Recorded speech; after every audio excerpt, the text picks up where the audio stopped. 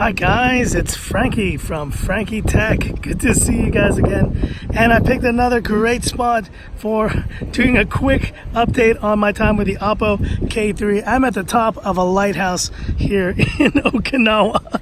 These are getting a bit nuts, guys. I know, but look at the beautiful views here of the coast. I've gone to the one spot where I can reduce the wind as much as possible. Just not lying, dude. I am at literally at the top of a lighthouse, and here's the Oppo K3. Now, how's it been so far in terms of design? I think I've noticed this plastic bag a bit more than on other phones.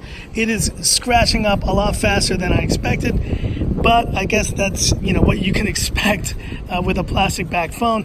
I wish they included a case on this one, but unfortunately they did not. But the best part of this phone has been this beautiful display by far. AMOLED panel, gets plenty bright, similar to the one on the Realme X, so that is a welcome sight. Processor, the Snapdragon 710 has been no slouch. It does a great job, and I've enjoyed using this phone just kind of as a kind of secondary device here in Okinawa, but I think just for regular use, it should do fine. I mean, it's faster than the Mi A3 and faster than these other phones have been.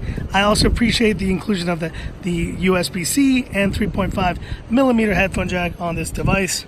Let's turn it back on there. And the fingerprint scanner, although not super fast, has been at least decently fast. Now let me show you some of the shots I've been taking with this phone. And it took some beautiful shots the other day here in the sunset of my birthday the other day. And you can see there some great shots from this lighthouse as well. Now, one thing I've noticed is that the selfie camera, front-facing camera, does kind of overexpose here, and you see the back should be a beautiful blue ocean, but you just can't see anything, which is too bad there. So that is one negative. I think the low light shots on this phone also haven't been maybe to the level of what I've seen on some other phones. The Realme X probably did a little bit better than this phone, but just showing you guys here, still getting some good detail.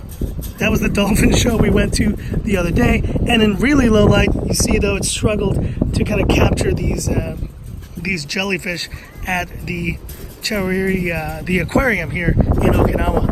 So anyways, that's just a quick update on this phone. That's not the full review, guys. Stay tuned for the full review.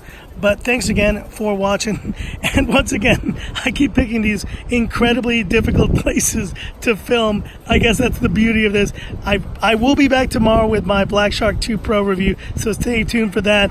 But thanks for watching this quick video here on Frankie Tech, and just going to show you a bit of the sights. Hopefully it doesn't get too windy. Let's have a look there. Oh yeah, it's getting windy, but look at that view.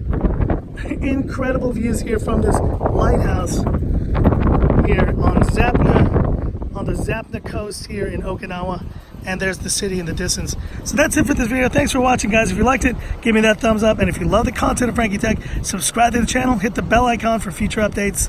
Anyways, I'll be back in Hong Kong tomorrow, so thanks for watching, and this is where I leave you by saying, this is Frankie Tech signing off. Have a good one.